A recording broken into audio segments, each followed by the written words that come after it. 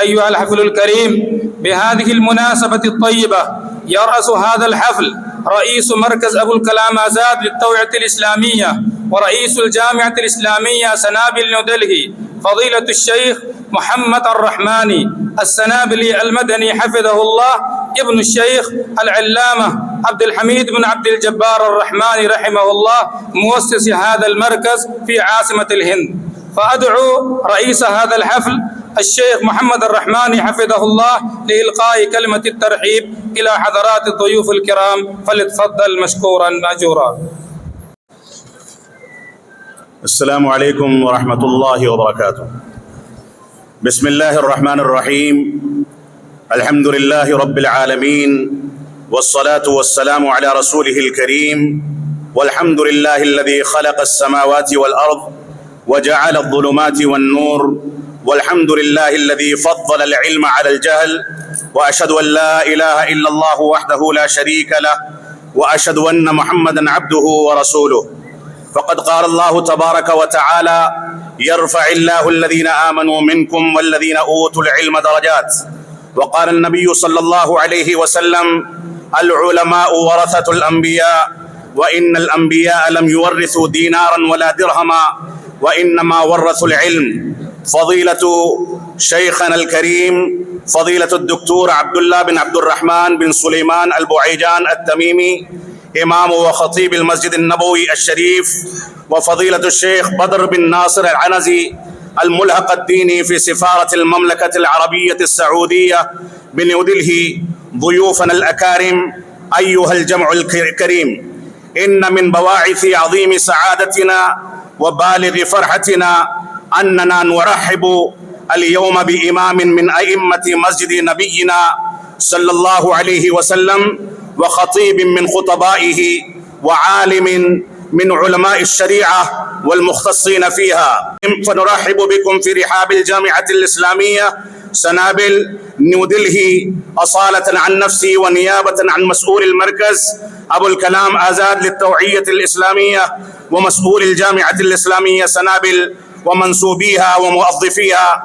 فأهلا وسهلا ومرحبا بكم، لقد حللتم أهلا ونزلتم سهلا.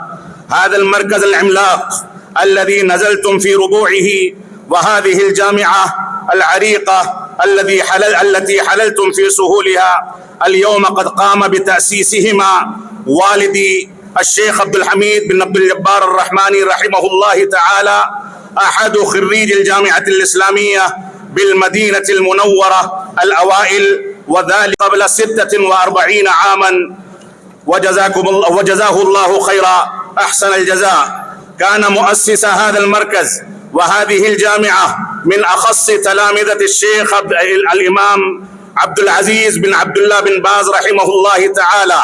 هذه الأراضي الواسعة التي اجتمعنا في جنباتها ورحابها، كان الشيخ عبد العزيز بن عبد الله بن باز رحمه الله تعالى دور كبير في تأسير أمور شرائها وعمارتها، فجزاه الله خير الجزاء وغفر له.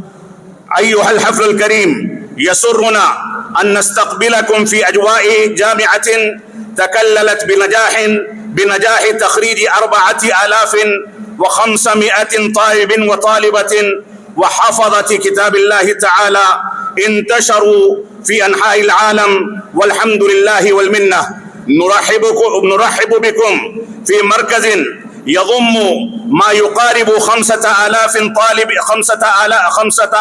طالب وطالبة في أحضانه الحانية. فأهلا وسهلا بكم ومرحبا. إن هذا المركز قد تشرف بترحيب 8 من أئمة وخطباء الحرمين الشريفين من قبل، وفيهم من تكررت زيارته للمركز أكثر من مرة، والحمد لله والشكر له على ذلك. يسرنا ويسعدنا أننا نستقبل ونرحب بتاسع إمام من أئمة الحرمين الشريفين الذين شرفوا المركز بزيارتهم الميمونة. نستقبلكم في مناسبة تعد 12 في ترتيب الزيارات التي حظي به المركز لاستقبال أئمة الحرمين الشريفين، فجزا الجميع خير الجزاء على هذا الود والإخاء والخلوص والصفاء والكريم والعناية، وجزاكم الله خيرا. فضيلة شيخنا المكرم وأحبائي وأبنائي الطلبة، كان هذا المركز حين أسسه الوالد رحمه الله تعالى متوكلا على الله جل وعلا، قام على أرض الواقع، كان عبارة عن 4 غرف مستأجرة، والآن بفضل من الله وخالص توفيقه ثم بجهود الوالد ورفقائه قد صار له جهود ملموس في الداخل والخارج، وانتشرت له فروع في أنحاء البلاد تبلغ 22 فرعا، ولله الحمد والمنة. أيها الحفل الكريم وضيوفنا الكرام، نرحب بكم مرة أخرى ونكرر شكرنا الجزيل على زيارتكم لهذه الجامعة وتشجيعكم إيانا وبذلكم وقتكم الثمين لإخوانكم في الدين، فجزاكم الله على عنايتكم الكريمة أحسن الجزاء. ولن أنسى في هذا المقام أن أشكر وأقدم غاية التقدير والعرفان لحكومة خادم الحرمين الشريفين الملك سلمان بن عبد العزيز آل سعود حفظه الله ومتعه بالصحة والعافية، وولي عهده الأمين الأمير محمد بن سلمان آل سعود حفظه الله على جهودهم المباركة في سبيل خدمة الإسلام والمسلمين في أنحاء المعمورة وعنايتهم بمسلم الهند خاصة.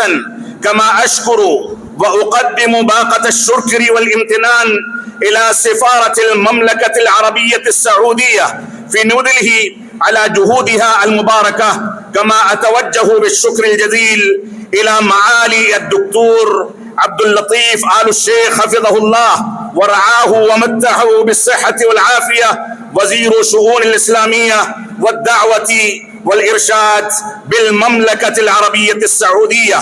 والشكر موصول إلى فضيلة الشيخ بدر بن ناصر غانم العنزي الملحق الديني حفظه الله ورعاه على عنايتهم الكريمة بالمركز والجامعة وتعاونهم المستمر ومدهم المستديم، فجزاهم الله خير الجزاء. وختاما ندعو المولى الكريم أن يحفظكم ويرعاكم ذخرا للإسلام والمسلمين، ويوفقنا وإياكم لما يحبه ويرضاه. والسلام عليكم ورحمة الله وبركاته. أخوكم في الله محمد الرحماني ابن الشيخ عبد الحميد الرحماني، رئيس الجامعة الإسلامية سنابل ورئيس مركز أبو الكلام آزاد للتوعية الإسلامية. محترم حاضرین کرام، بہت اختصار کے ساتھ ان کلمے ترحیب کا اردو زبان میں آپ کے سامنے خلاصہ پیش کر دیا جائے۔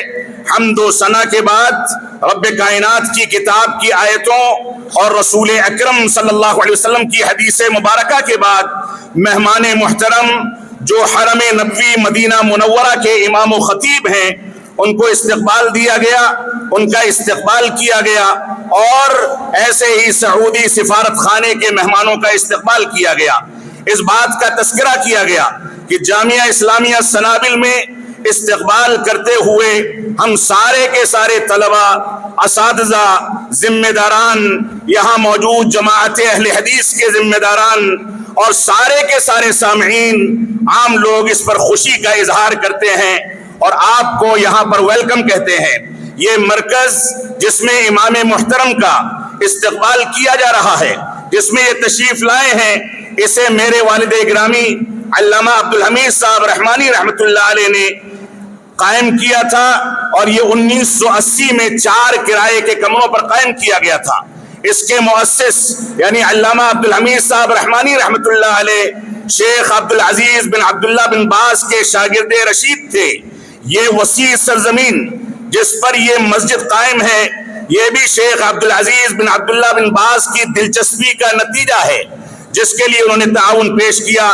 ایسے ہی اس ادارے میں ہم مہمان محترم کا استقبال کرتے ہوئے خوشی محسوس کرتے ہیں۔ جو ادارہ پورے ملک کو بلکہ پوری دنیا کو अब तक 4,500 उलमा व फुज़ला और फाजिलात और हाफिज़े कुरान मुहैया कर चुका है, जो सारी दुनिया में दीन इस्लाम की खिदमत कर रहे हैं। ऐसे ही हम ऐसे मरकज में मेहमान मुहतरम का इस्तकबाल करते हुए फख्र महसूस करते हैं, जो इदारा तकरीबन 5,000 बच्चों और बच्चियों की किफालत करता है, उनके लिए तालीम का बंदोबस्त करता है। ऐसे ही हम यहाँ पर इस बात पर खुशी महसूस कर रहे हैं कि हम जिस इमाम मुहतरम का यहाँ इस्तकबाल कर रहे हैं वो अइम्मे हरमैन में से 8वें इमाम हैं। इससे पहले 7 इमामों का इस्तकबाल किया जा चुका है और ये इनका 12वां दौरा है।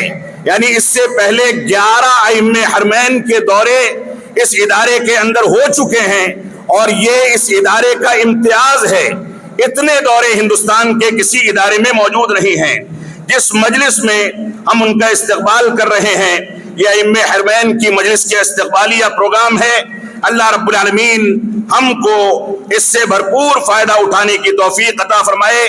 इस मरकज के कायमीन को, इस मरकज को उनके लिए सदक़े जारिया बनाए और हमारे मेहमानों की आमद को मुबारक बनाए।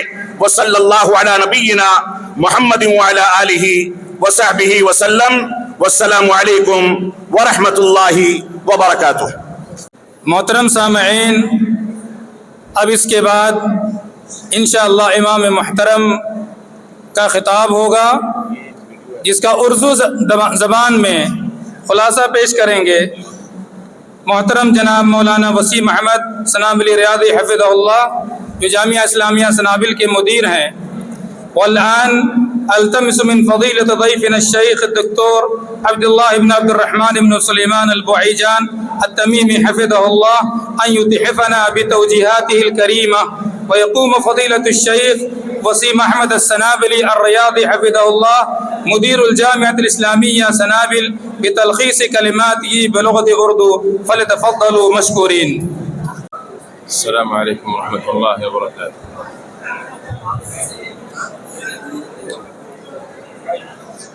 अऊज़ु बिल्लाहि मिनश शैतानिर रजीम। कुल लिइबादियल्लज़ीना आमनू युक़ीमुस्सलाता व युनफ़िक़ू मिम्मा रज़क़नाहुम सिर्रन व अलानियह وينفقوا مما رزقناهم سرا وعلانية من قبل أن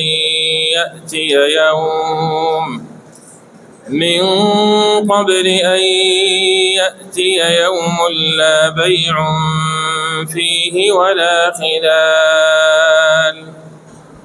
الله الذي خلق السماوات والأرض وأنزل من السماء ماء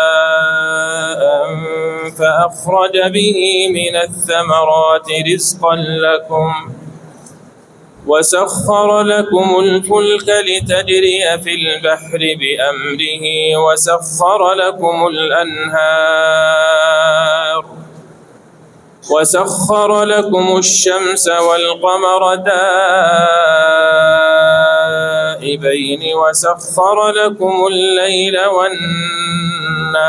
والنهار وآتاكم من كل ما سألتموه وإن تعدوا نعمة الله لا تحصوها إن الإنسان لظلوم كفار.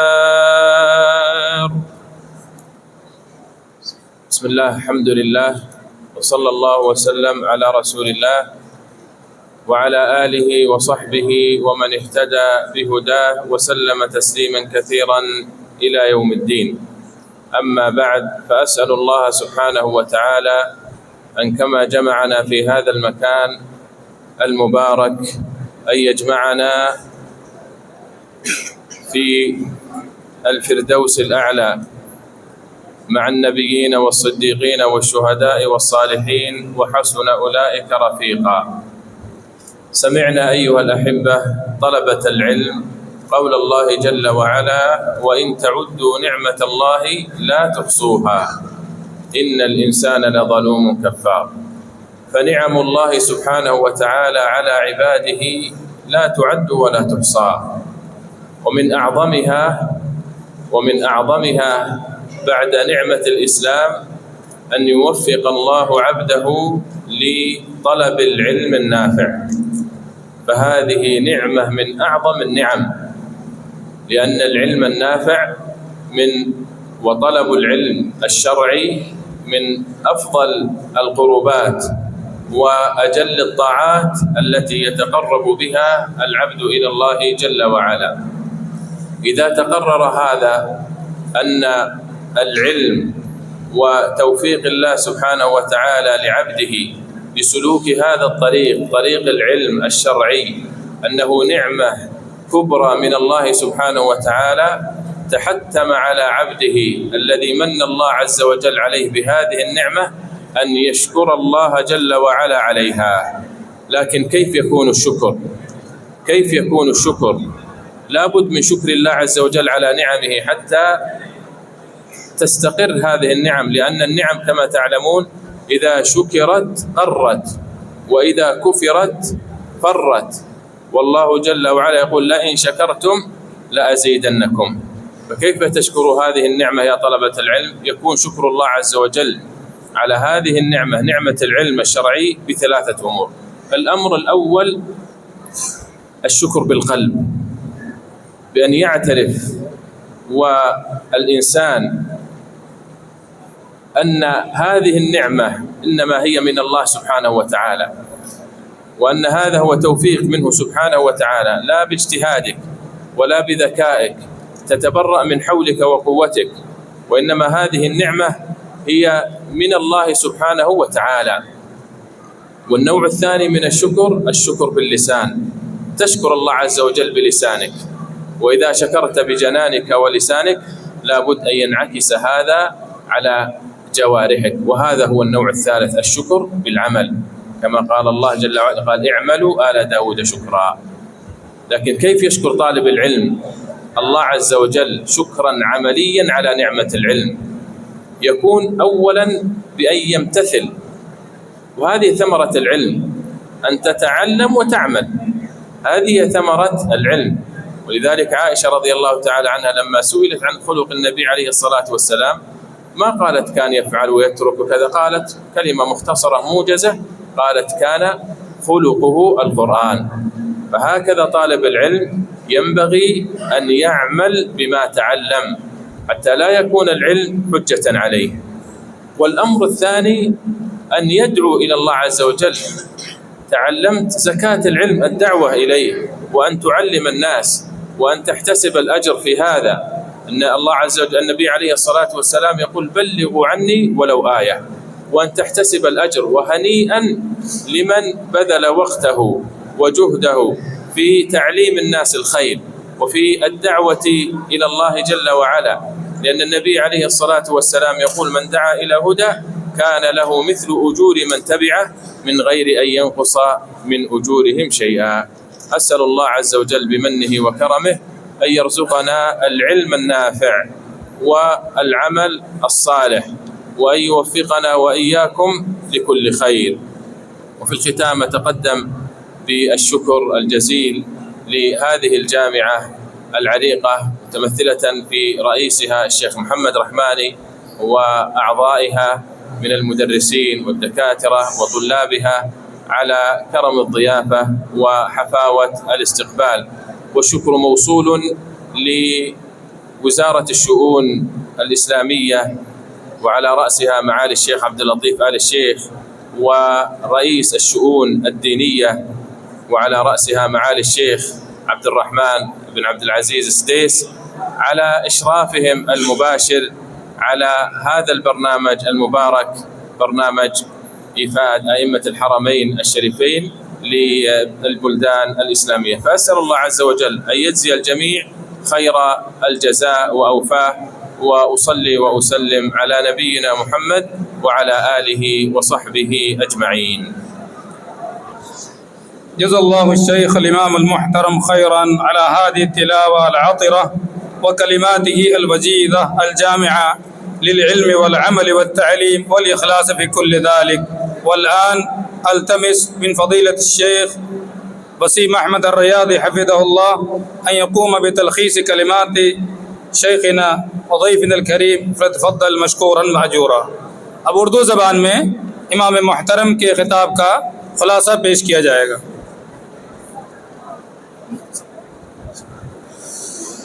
السلام علیکم ورحمۃ اللہ وبرکاتہ. الحمدللہ رب العالمین والصلاة والسلام علی نبینا محمد وعلی آلہ وصحبہ ومن تبعهم بإحسان الی یوم الدین. اما بعد.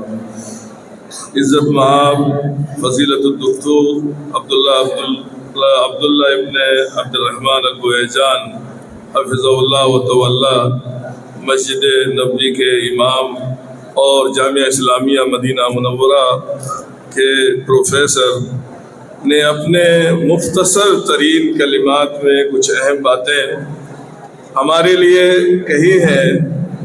اور سب سے پہلے مہمان محترم نے کہا کہ میں اللہ رب العزت کا شکر ادا کرتا ہوں کہ اس نے ہمیں اور آپ کو اس مبارک جگہ یعنی مسجد میں اکٹھا فرمایا ہے، اور اللہ تعالیٰ سے ہم دعا کرتے ہیں کہ اللہ تعالیٰ ہمیں جنت میں بھی اکٹھا فرمائے. اس کے بعد مہمان محترم نے کہا کہ اللہ رب العزت کی ہمارے اوپر بے شمار نعمتیں ہیں جنہیں ہم شمار میں نہیں لا سکتے ہیں، اور ان نعمتوں میں سب سے عظیم اور بڑی نعمت اور اہم ترین نعمت اسلام ہے. دین اسلام سے اللہ رب العزت نے ہمیں سرفراز فرمایا ہے، اور یہ نعمتیں اسی وقت جاری رہ سکتی ہیں، باقی رہ سکتی ہیں اگر ہم ان نعمتوں پر اللہ رب العزت کا شکر بجا لائیں. اور سب سے بڑی شکر کی علامت اور پہچان یہ ہے کہ بندہ اللہ تعالیٰ سے توفیق طلب کرے کہ اسے علم نافع، مفید علم، دین اور شریعت کا علم عطا فرمائے. اور دین اور شریعت کا علم حاصل کرنا یہ افضل ترین نیکی ہے اور افضل ترین عبادت ہے، مہمان محترم نے کہا. اس کے بعد مہمان محترم نے فرمایا کہ بندے کے اوپر ضروری ہے کہ اللہ تعالیٰ نے دین اور شریعت کے جس علم سے اس کو نوازا ہے اس پر اللہ رب العزت کا شکریہ بھی ادا کرے. لیکن یہ شکر کیسے ادا ہوگا، اس کا طریقہ کیا ہوگا؟ مہمان محترم نے کہا کہ سب سے پہلے تو بندہ اپنے دل کے ذریعے سے شکر ادا کرے کہ اللہ رب العزت نے اس کو علم دین، علم شریعت حاصل کرنے کی توفیق عطا فرمائی ہے. اس کے بعد مہمان محترم نے کہا کہ دوسری اہم ترین ذمہ داری یہ ہے کہ زبان کے ذریعے سے اور عملی طور سے جو علم ہم نے حاصل کیا ہے اس پر خود بھی عمل کرے اور دوسروں تک اس علم کو پہنچانے کی کوشش کرے. اور مہمان محترم نے دعائیہ کلمات کے مرکز کے سلسلے میں اور جن لوگوں نے یہ پروگرام منعقد کیا ہے، دعا کرتا ہوں میں اللہ رب العزت سے مہمان محترم کی اس زیارت کو اور ان کی اس کوشش کو ان کے میزان حسنات میں شمار فرمائے. اللہ رب العزت ہمیں نیک عمل کی توفیق عطا فرمائے. والسلام علیکم ورحمۃ اللہ وبرکاتہ.